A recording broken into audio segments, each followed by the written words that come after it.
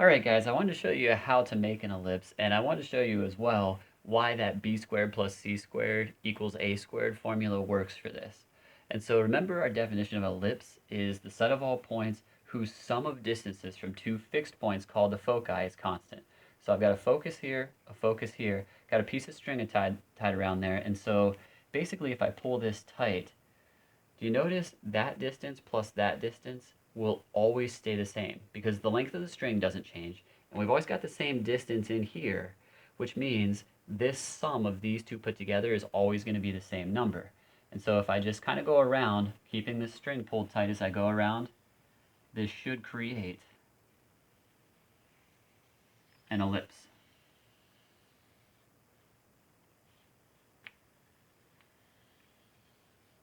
So there we go, there's an ellipse using that piece of string. Now, something that we kind of need to figure out is where all the different lengths we've talked about go. So right here, we've got our major axis. Right there, we've got our minor axis. And remember what A represented. So I'm going to go out this major axis, and that length right there would be A, that entire length. So I'm going to label that on here. This whole length right here is A. All right, distance from center to co-vertex, we called that B. So I'm going to label that right here. I'm going to go straight up from there to our co-vertex. And that length right there would be what we call B. All right, and we said b squared plus c squared equals a squared. So I also need to get c in here. I'm going to go over this way to label it just because I've already got a there. But remember, this, same length. And so c is our distance from center to focus. So that's c right there. All right, let's see if we can figure out the length of the string. That might not seem like it's real relevant to this at first, but we're going to see in a second if I arrange the string a certain way, that's going to be critical to figuring out why this works. And so I think a good way to figure out the length of the string is to do this. If I put this straight over to the side, I want us to notice what lengths I have involved here, especially if I cut this off at the center. And think of this as this section right here and then this little section over here. Now, do you notice the string is doubled right on top of itself, right?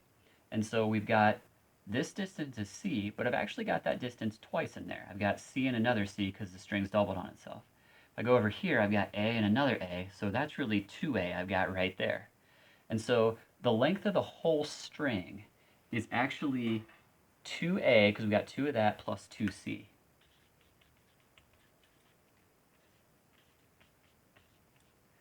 All right, that's an important little fact here. And so here's what I'm going to do.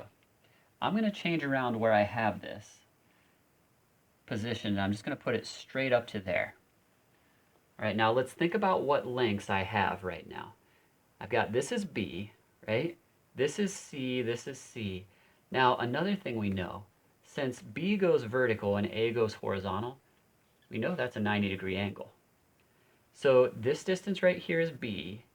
This distance right here is C, and I tell you what, I'm going to put it on this side because I think it's easier to see. Now, do you notice this length right here on the string is actually the 2C? We've got a C plus another C, so that's 2C. Doesn't that leave this part to be 2A? But if I arrange it just like this, do you notice these two are exactly the same length, basically making an isosceles triangle? So if these are the same length, doesn't that make this length A and that length also A? Now look at what I've got going on in this right triangle here. We've got B for this length, C for this length, A for the hypotenuse.